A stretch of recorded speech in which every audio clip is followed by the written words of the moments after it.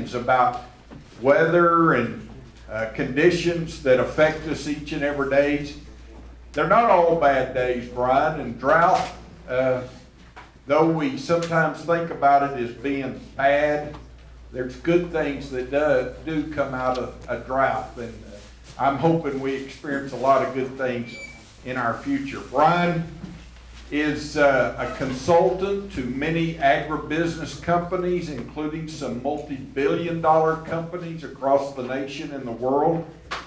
He's not only a climatologist, but he's a meteorologist. He's spoken at Texas A&M AgriLife Extension events in the past, and he's spoken literally all over the nation to beef cattle producers, farmers, and ranchers across the country. Brian, I'm going to turn it over to you now. Thanks so much for being with us today. And again, thanks to Silvis Insurance for being your sponsor. Well, thank you very much, Andy, for having me today. It's a pleasure to be with you guys. And even though it's a remote setting, this is something that we've gotten quite good at over the past, couple of years or so, to where I can kind of be in multi places at once. But I would also like to thank Gordon for being my sponsor today with Silvius. I do plenty of work with Silvius throughout the course of the year, so it's a pleasure to be able to be with you guys today and have Gordon as my sponsor.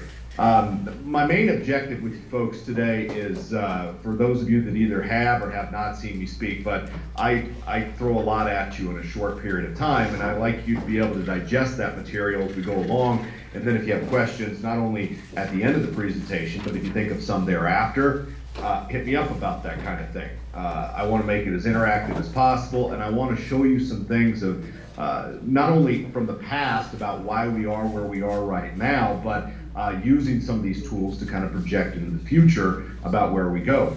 I'll be the first to admit I'm not the smartest one on the planet when it comes to any of this stuff.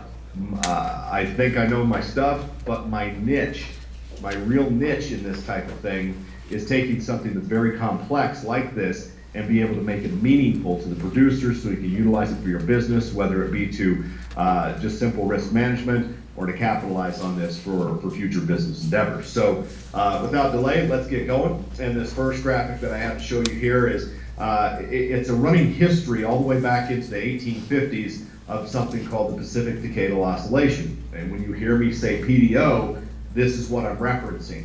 And where you're seeing the blue spikes, that's where the Pacific was in a cold or a negative phase. Where you're seeing the red spikes, that's where it's been in a warmer or more positive phase, okay? So that is in general the past 170 years or so of what we've been looking at in the Pacific Ocean. If we shorten that to the past, say, 23 years, since about 2000, you can see where we've been the majority of the time. We have been in a phase of the PDO that has favored more cold times or more negative types of phases than warm or positive types of phases. And the last, what I would consider notable warm phase or positive phase was, it started back in early 2014 and went until about late 2016. And during that period of time, we had a pretty strong El Nino during that time too, and where we really didn't have a whole lot to worry about in terms of moisture. But that little blip right there has been kind of the exception versus the rule, because you can look back to the past 20 plus years and see that there have been a lot more times when we've had the PDO at negative or cold levels versus the opposite. The last most notable time was back in 2011 through about the first part of 2013, and we all remember what happened then across the state of Texas. Is very similar to what was happening recently across the majority of the state of Texas. And if we want to shorten that even further to the past 2 years, well, that's where we've been. Some of these negative values, okay, especially back in October of 21, so about a year ago, and off and on throughout this year, have rivaled where we were during the 1950s in terms of where the Pacific Decadal Oscillation was and what type of phase. So remember what happened back in the 1950s, and you might be scratching your heads like, well, why are we in a drought now? Or why has some of us been in a drought for a longer period of time? You really don't have to look much further than the Pacific Ocean being in this type of phase, okay? Now there are some other things that we look at that pair this up, and one of those is the Atlantic multi-decadal oscillation. It's basically the same thing, just in the Atlantic Ocean.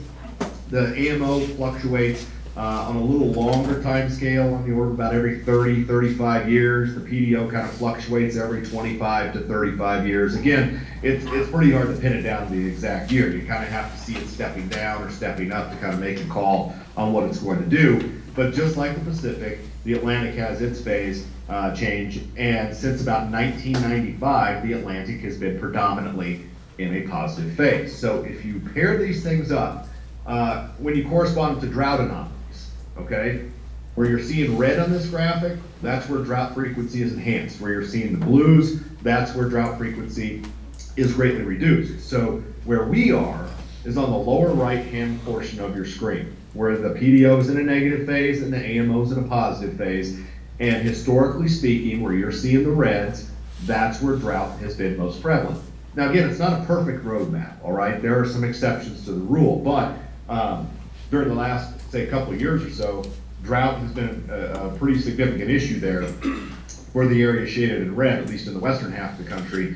The eastern Corn Belt has kind of actually just been flipped. The western side of the Corn Belt has actually been drier versus the east side.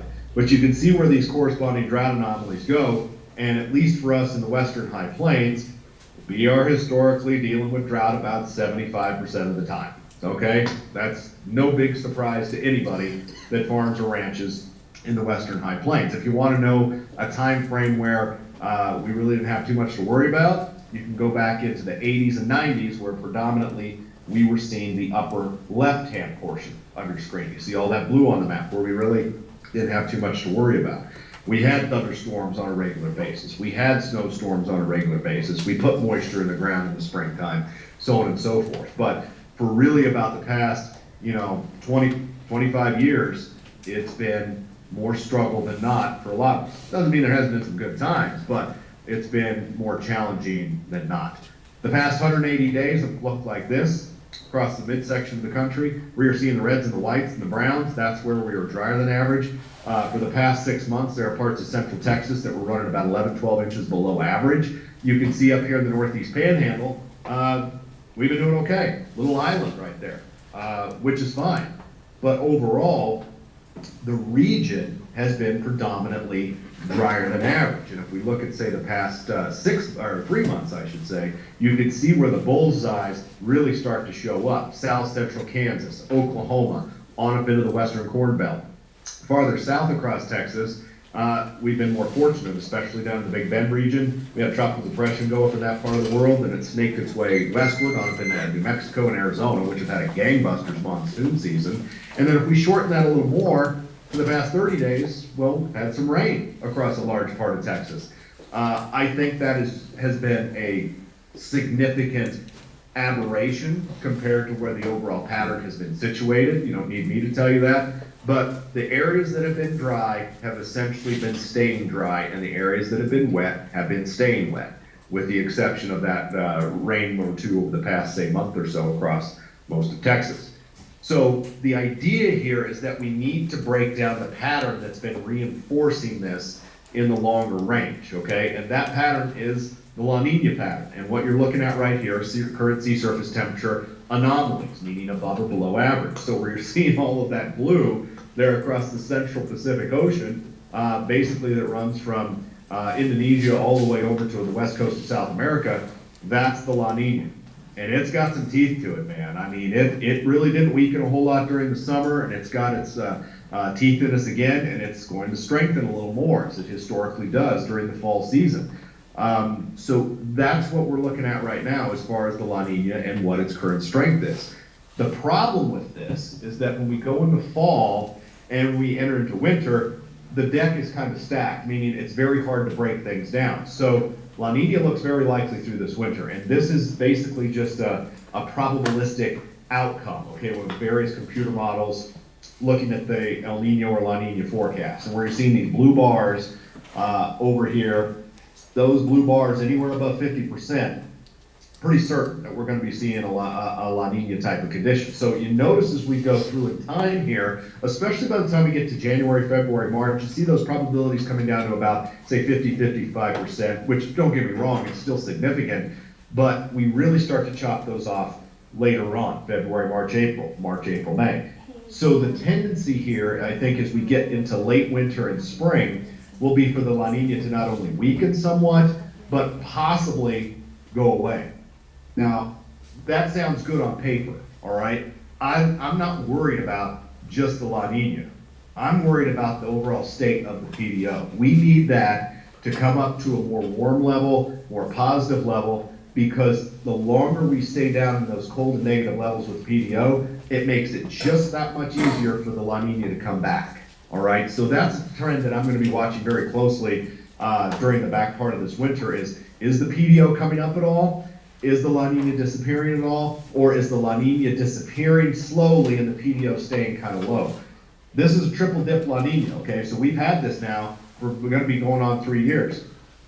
There's only been one 4-time dip, and that was way back in the 1880s, okay? So I'm not saying it can't happen, I'm just simply saying that the statistics and the probability of us continuing to see La Nina deep into 2023 are obviously not good, okay? Those probabilities are pretty low, to be honest with you. So those are the things that I'm gonna be looking at going forward. Another important element of this is something called the Madden-Julian oscillation. This is probably the most important driver of our medium range weather. By medium range, I'm talking about like a 30 to 60 day period when we're talking about weather variability. And what this is it's tied to Indian Ocean thunderstorms or convection, to where they bubble up and they continue to fester, and then they send an atmospheric signal that goes across the Pacific Ocean. And it basically acts to develop or suppress various weather patterns, whether it's hot and dry or cold and wet, on and on, okay? That's the basic level of it, okay? I could sit here and talk about it all day, but that's the basis for it. The thing that I want to show you here is this is a forecast for the trade winds that are associated with La Nina, and where you're seeing all of this blue here in the center part of your graphic, those are strong easterly trade winds. Where you're seeing the greens, those are really strong, okay? Not very characteristic for the back part of summer. These are things that you might see more in fall and winter versus any other time of year. So basically, when you get these strong easterly trade winds and a weak westerly wind coming like this across this region, the MJO can't cycle. So it gets stuck. If you look down here at the bottom of the graphic, it kind of gets stuck right there where those arrows are coming together, basically in region 3, 4, and maybe 5 at times, right over the top of Indonesia. That's where the greatest rising motion is in the atmosphere. That's where the bulk of the moisture falls across the Pacific. If that signal can't make it farther east, we struggle, and we struggle mightily.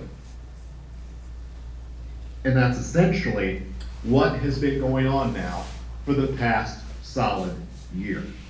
We need the La Nina to break down. These easterly trade winds will weaken, the MJO can cycle, and we will naturally have more weather variability, or at least the potential for more moisture producing storms to actually make an impact on our region. I cannot underscore how important this is in changing that type of weather pattern for us. And it largely goes untalked about. People think it's too complicated. Well, you know what? It is complicated, all right? I did the best I could to explain that to you in about 90 seconds.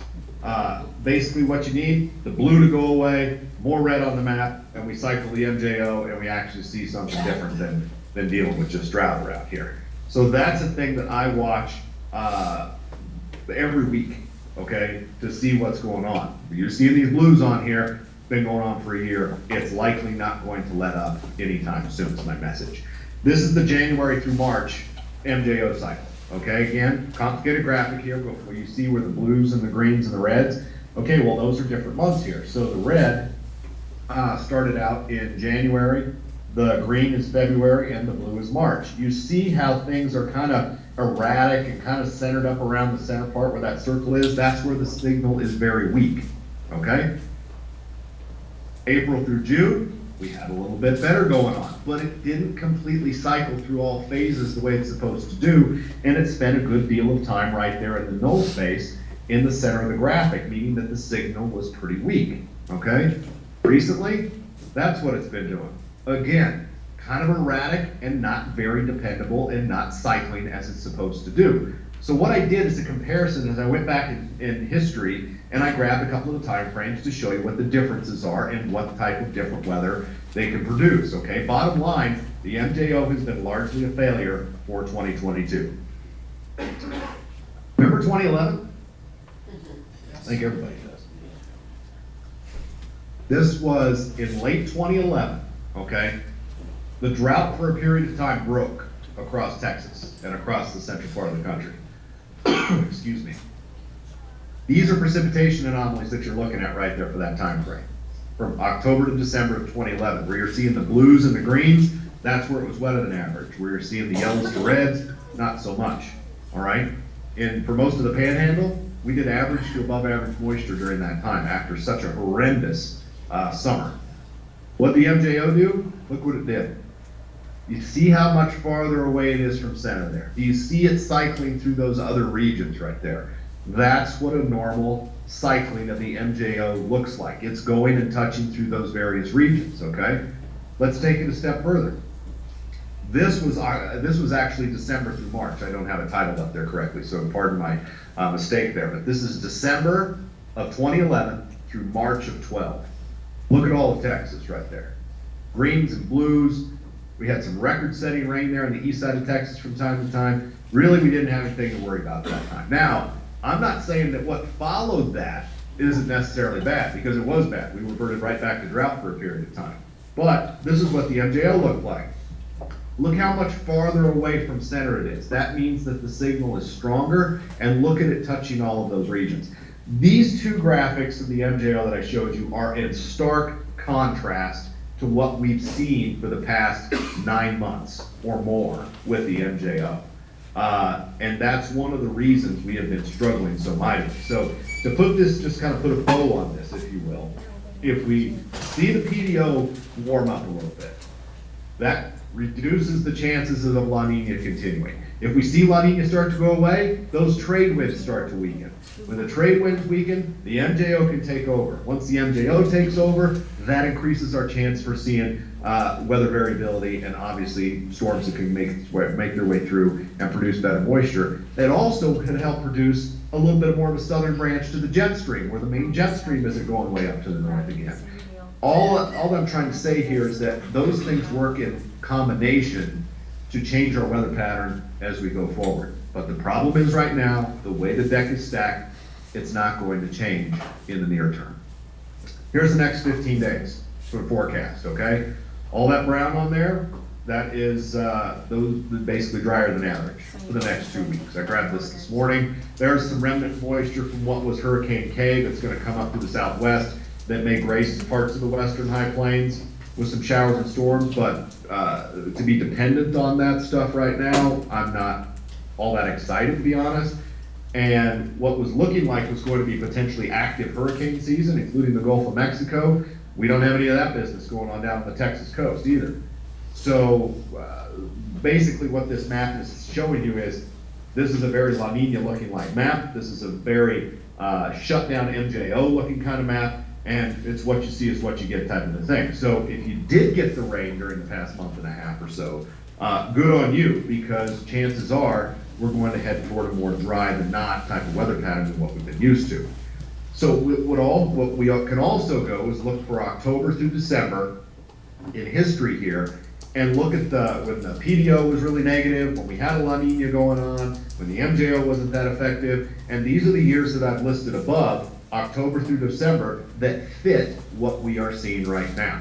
So where you're seeing the yellows to reds, that's where from October through December, for all those years, it was drier than average. Where you're seeing it's white, generally average. The problem there is that you don't see any wetter than average things on the map at all. And that is the thing that La Nina will continue to produce for our general region here, whether you live in the Northeast Texas Panhandle, Central Texas, or even up into my backyard here in Eastern Colorado. But those years favored this type of a map right here. So bottom line, it should be dry when you're looking at history. And when you're looking at the current setup, it should be dry as well. This is the Climate Prediction Center precipitation anomaly forecast for the October, November, December. Obviously, the darker the brown that you have right there, the stronger the dry signal in terms of being drier than average. And you can see where it is. Remember that map that I just showed you a second ago? Right there? Well, look where the darker brown is. Historically speaking, It's exactly where it should be.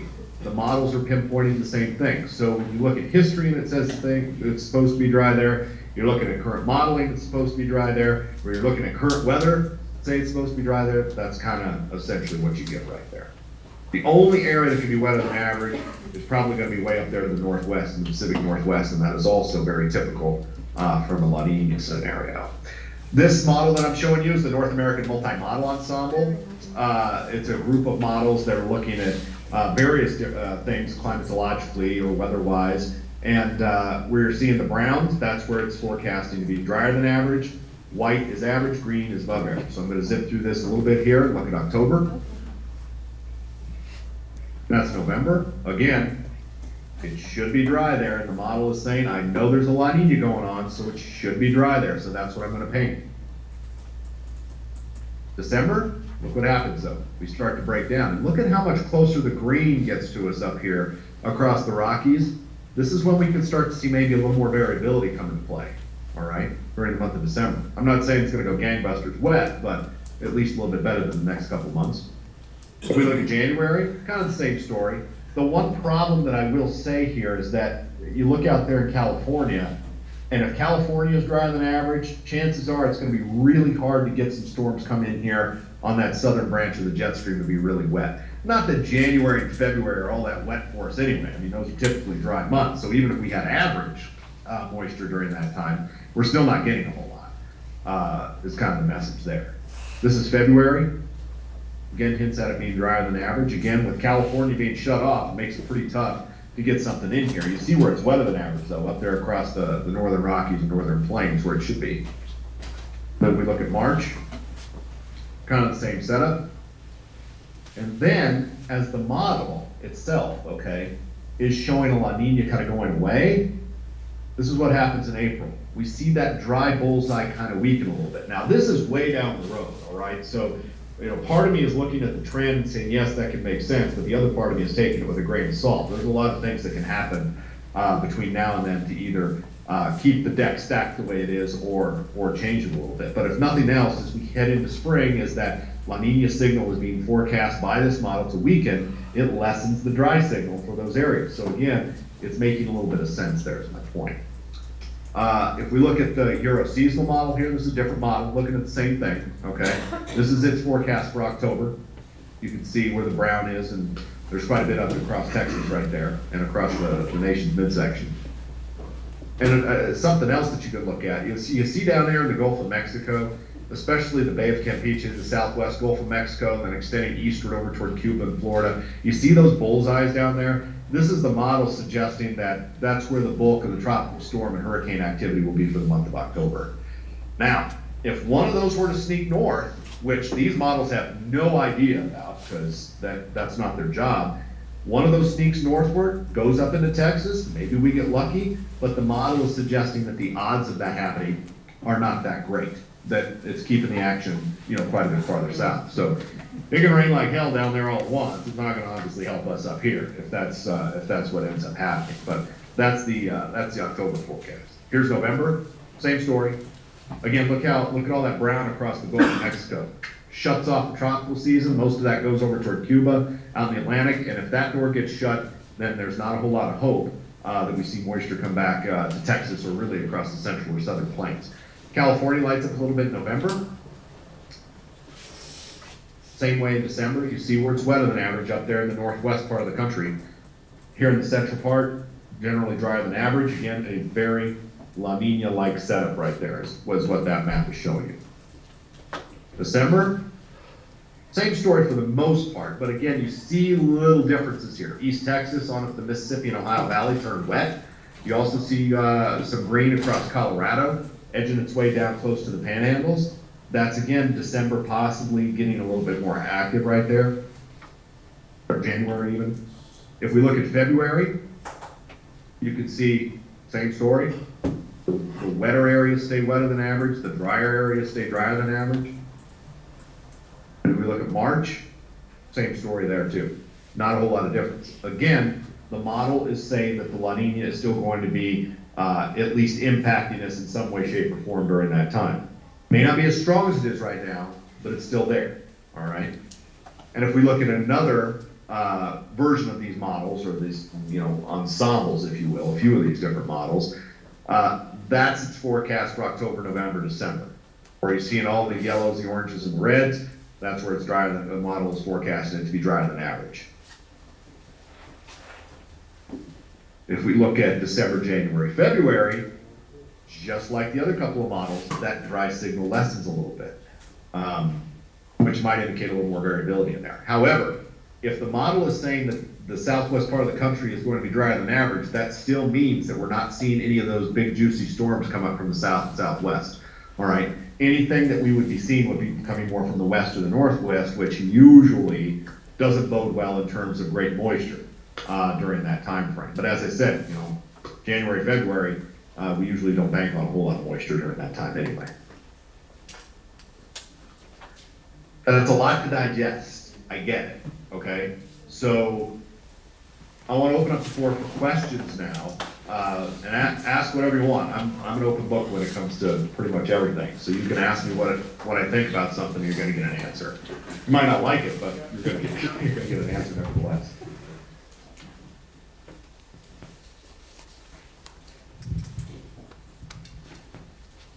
So who's got a question?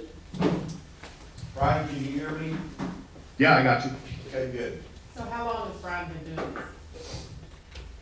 How long have I been doing this? Uh-huh. Oh, let's see. So I started looking at this for my family probably over 20 years ago. So right when I started seeing some changes take place, especially in the Pacific, I started telling my family, I'm like, you guys are going to have a plan. And that drought plan is going to have to be very specific about if we don't have moisture by this date, so many cows go to town. If we have moisture by this date, maybe I buy a little bit more. If I don't have moisture by this date, I have to buy a lot of hay. And these were very specific time frames throughout the year based on the amount of moisture that we have. Now, we don't need that much moisture up here to make a year, okay? We average about 15 inches a year, which isn't a whole lot different from what you guys do down in the Panhandle. However, it's something that you have to look at to be specific. If you're making guesses and say, oh, maybe I can do this, you're gonna lose money on that type of thing. So when I started looking at this, I saw a pattern in the chaos, and you clearly can see the pattern in the chaos right now and what that does to people. So that's why I was strongly suggesting to my family at that time, this is something we need to look at and pin it down, and so you can actually still be here 20 years from now and not have to worry about selling this place. So Brian, it didn't look too good for us through the spring next year as it regards either being average or back in El Nino. But have you looked at any of the long-term things on into the summer and even the fall of 2023 to see if anything significant's changing? It's all a crapshoot beyond that. And to be honest with you, we really can't make any good guesses going that deep into 23 if we still have some sort of a La Nina in place, or if we still have the Pacific in such a cold state. So historically speaking, all right, when you come out of a triple dip La Nina, like what we've had, historically speaking, the atmosphere will overcorrect and it will steam us into some sort of an El Nino. That doesn't necessarily mean that it's going to be, unicorns and rainbows in terms of, rain and everything's great. But what that could mean specifically is that at least we're not going back to La Nina. And I think, if nothing else, I would take that, because that does indicate more weather variability. It means that the MJO could possibly cycle better. It means that if we could have a spring where we actually put moisture in the ground, that moisture in the ground could then brew thunderstorms during the course of the thunderstorm season, instead of just being this terribly hit and miss stuff. Or you get one event in 60 days and then the rest of the 60 are dry. You know what I mean? So I think what my best piece of advice, to my clients going forward, I'm like, you're going to have to deal with this La Nina stuff for a little while, and I would at least plan on, not having as much moisture as you would like, unless something out of the, crazy happens, until we get into, springtime. And by springtime, I mean beyond March. And then let's reassess. We're gonna be able to reassess as we go forward to see if that La Nina is weakening, to see what the Pacific is doing as far as the overall state. But, you know, that's kind of what we have on our plate to deal with right now. That La Nina is not budging in the Pacific. It's got its teeth out there, and it's gonna be with us for a little bit. Who's got a question? What's the best way to follow and keep track of what you're uncovering as far as these models and maps? In terms of La Nina, the Climate Prediction Center does a La Nina update every week. Again, on a week-to-week basis, you're probably not gonna see a whole lot of change, but that's their job. In terms of the PDO, Climate Prediction Center also tracks that. You know, National Center for Environmental Prediction, same thing. But these types of, the MJO, the Bureau of Meteorology in Australia tracks that as well as we do here. So there are a lot of online resources, you know, that you can check that out yourself.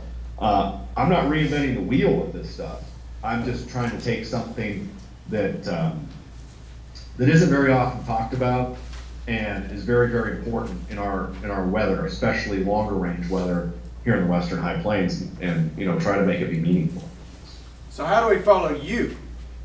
Oh, how do you follow me? Well, you can email me right there. It's on the screen. I'm on Twitter. I talk to a lot of people on Twitter. I have a group. I got this group on Twitter started. It's just @BrianBledsoe. That's my Twitter handle. A few years back, I had this guy constantly writing me about the rain. When's it gonna rain? And I'm like, dude, would you just shut up about the rain? You're farming in a desert. I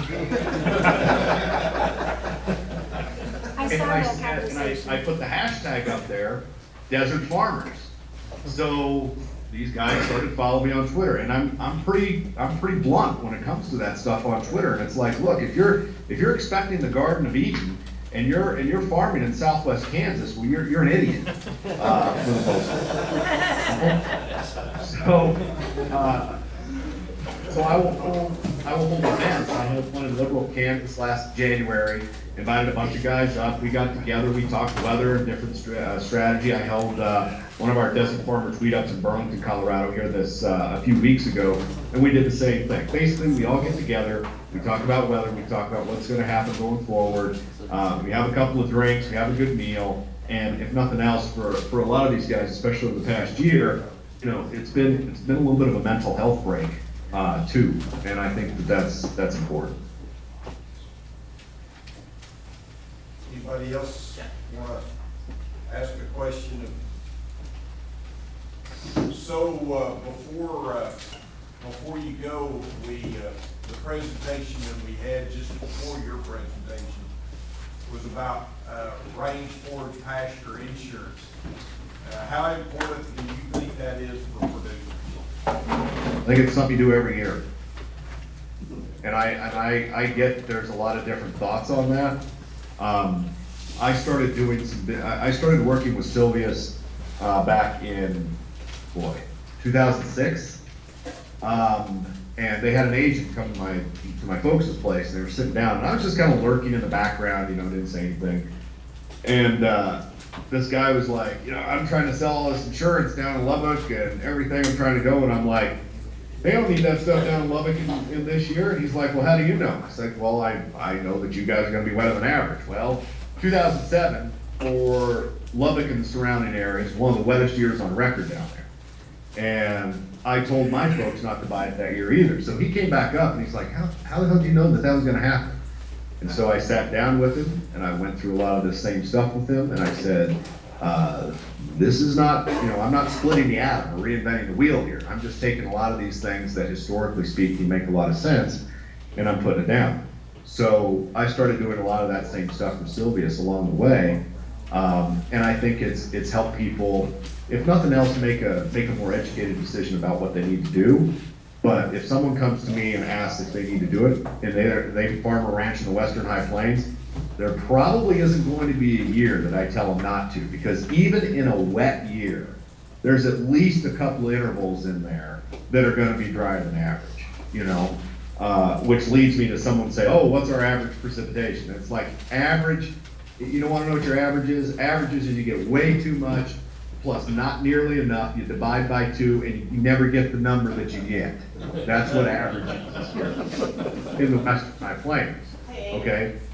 We've always been a region of extreme weather, and that's never going to change. So I just think that the PRF stuff is a very good tool to have in a risk management toolbox when, you know, especially nowadays when people in agriculture need every advantage they can get, and I think that that's a good thing. Okay, I was gonna do a little testimonial for Brian. My son Blake is one of his subscribers and shares some of his stuff with me, and I went ahead and culled a bunch of cows in February last year, and I have been very glad. So, anyway, So and Brian, you can use it for a lot of different things. good, thanks, Yeah. Jen. So Brian, we're gonna have a little vote here, and you've got a financial stake in this vote. So we'll see how, can you see the crowd or just, you're just hearing it, right? No, I'm just hearing you guys, yeah. So, how many in this room have been to our beef cattle conference in the past? Okay, how many in this room that held your hand up would like to see Brian Bledsoe at the beef cattle conference in 2023? Okay, well, Brian, you're hired. It was unanimous. Well, that was easy. Yeah, but this time you promised to be there in person, right? That's my goal. You said late April, correct? Yes, sir. Yeah, no, I think we definitely make that happen. Good. So, one last question. Anybody got a question for Brian before we say goodbye? So Brian, thank you so much for your expertise. Thanks for coming in and sharing your thoughts and your expertise with us today. We're excited to be partners with you, and we look forward to seeing you in April of 2023 at the Beef Cattle Conference. And, you know, one thing that I want to share with you that I think is important is the power of prayer. The Bible says that with men things are impossible, but not with God, for all things are possible with God. And we've got a man that prayed for rain right here at our midst at our beef conference this past April, and everybody agreed with him. And just like I shared with you on the phone, our county has kind of been carved out, and you called it an island, and we've had about 15 or so inches of rain here through the course of this spring season. So I'm going to believe in my faith with you and others that La Nina goes away and El Nino comes back, and we get that good ground moisture that you talked about. I think that'd be ideal, and I also think that's a testament to, you know, and I always tell folks when they look at these maps and they see all the brown in their particular area or whatever, I tell them, I'm like, look, just because it's going to be drier than average doesn't necessarily mean it's not going to rain or snow. You know, even in the midst of a drought, you still have periods of time there where you get some moisture throughout that time, and I think that's a great example. So I think to recognize the trend, say, hey, while the trend may be stacked against us, there's still some lucky people in that trend, you know, that actually would fare okay. So I think that that's an important thing. That just because it's going to be drier than average doesn't necessarily mean, you know, everything's going to completely shut off. But I think it behooves us to prepare for it to be drier than average until something changes that we can actually sink our teeth into and say, hey, this has stopped. We can look somewhere else now and things are actually going to get better. So I'm a testament to the fact that you don't want to be caught in a drought. If you do, you may become a county agent. Anyway, Brian, thank you so much, and please stay in touch, and let's give Brian Bledsoe a big round of applause.